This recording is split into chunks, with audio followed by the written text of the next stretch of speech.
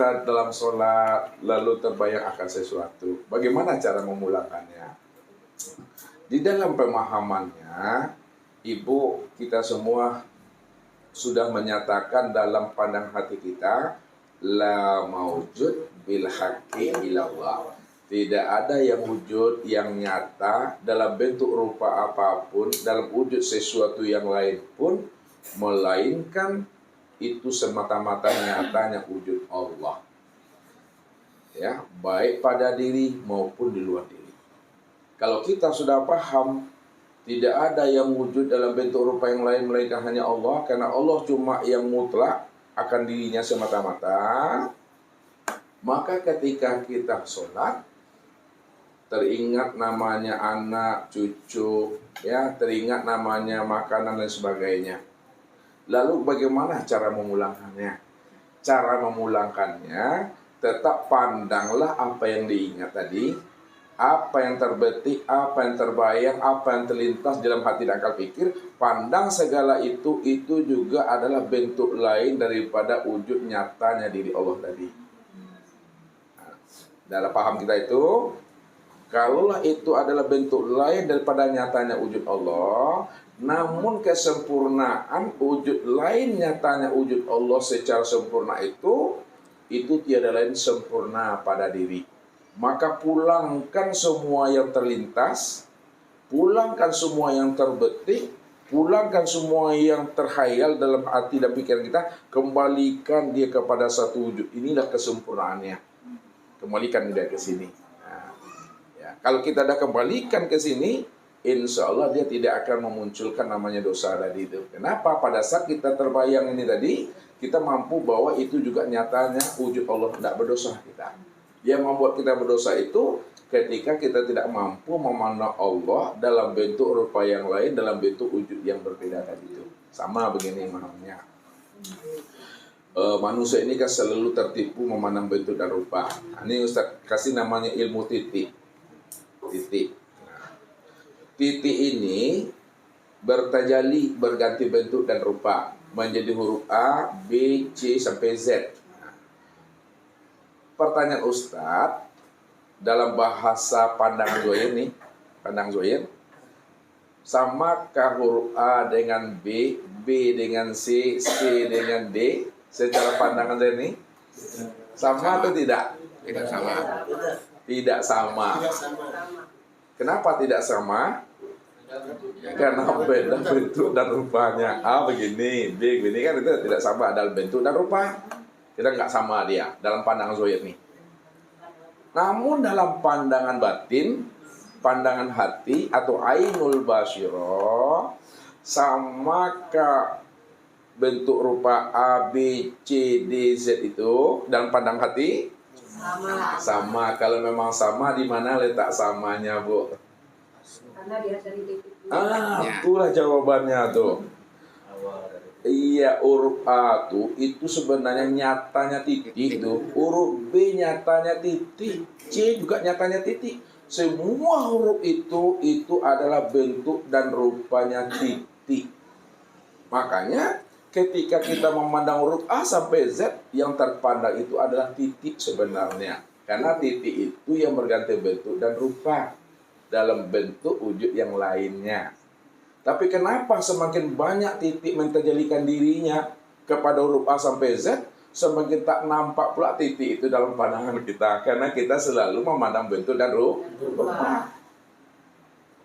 Memandang Allah juga begitu.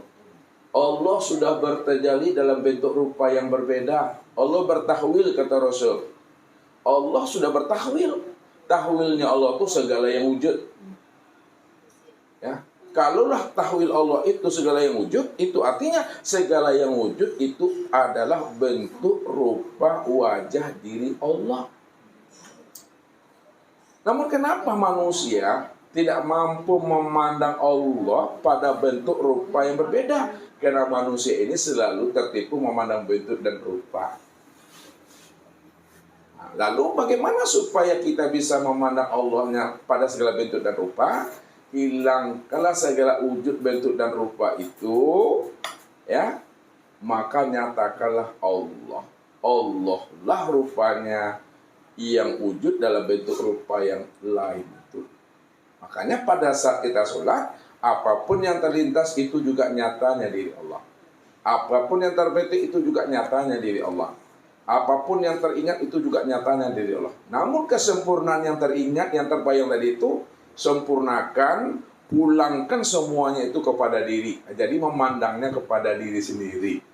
Namun diri sendiri bukanlah nyatanya wujud diri kita. Akan tetapi nyatanya wujud diri Allah. Nah, kesimpulannya bahwa kesempurnaan alam sebagai tajalli Allah sempurnalah pada insan ini. Nah, benarnya. Jadi malaikatnya ada di sini, iblisnya ada di sini, jinnya ada di sini, hewannya ada di sini, tumbuh-tumbuhannya juga ada di sini, semuanya ada di sini. Ah, itu yang disebut insan itu. Begitu, Bu. Dalam pandangan makrifat lagi. Nah, tadi hakikat. Nah, dalam pandangan makrifat, kalaulah Bapak Ibu kita semua adalah nyatanya wujud Allah, nyatanya rupa Allah, nyatanya wujud Allah dan nyatanya rupa Allah itu tiadalah adalah Allah itu sendiri, maka pada saat itu kita sholat itu tidak ada lagi mengingat-ingat. Kalau masih mengingat itu tanda lupa. Semakin diingat semakin jauh Tuhan tuh. Jadi kalau tidak mengingat, apalagi Ustaz, ya kan? Nah, cukup dinikmati aja sholat tuh. Ya, menikmati sholat itu maksudnya bukan kita yang menikmati sholat, Allah yang menikmati dirinya sendiri di dalam sholat itu. Itu yang dikatakan oleh Allah kepada Muhammad, kif ya Muhammad ana rabbaka usolli. Berhentilah engkau yang mengaku, yang berdiri, yang ruku, i'tidal, sujud dan duduk dalam sholat Muhammad. Ana rabbaka, akulah Tuhanmu sebenarnya yang berdiri, ruku, sujud, duduk itu. Karena dirimu itu nyatanya aku. Makanya katakan Muhammad kan ini dari dah. Tubuh ni ha. Yang zahirnya tubuh. Yang katakan Allah batin nyata pada ruh tadi itu. Jadi kalau ruhnya udah berdiri, baru nampak tubuh itu berdiri. Kalau ruhnya rukuk, baru nampak tubuh itu rukuk. Tubuh ini Muhammad tadi itu. Ya, yang Allah itulah yang nyatanya pada si ayat disebut itu. Janganlah engkau mengaku engkau yang berdiri, aku sebenarnya berdiri. Engkau itu cuma tempat memandang nyatanya aku. Nah, itu mandangnya, Bu. Jadi ketika itu nikmati sholatnya. Allah yang menikmati akan diseliri. Caranya gimana? Hadapkan wajah ke tempat sujud. Hadapkan dada ke kiblat. Mulut membaca ayat. Nah, ke mulut baca ayat. Telinga mendengarkan bacaan ayat yang dibaca oleh mulut.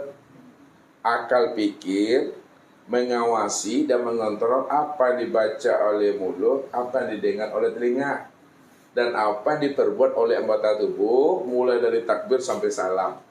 Sedangkan hatinya Bapak Ibu sudah hadir menyaksikan Allah pada diri sendiri, bahwa diri sendiri inilah katakan ainullah, nyatanya wujud Allah. Sedangkan rasa yang ada di dalam rohani kita sudah menikmatinya. Nah, itulah. Jadi nikmat aja Allahu Akbar. Seperti itu.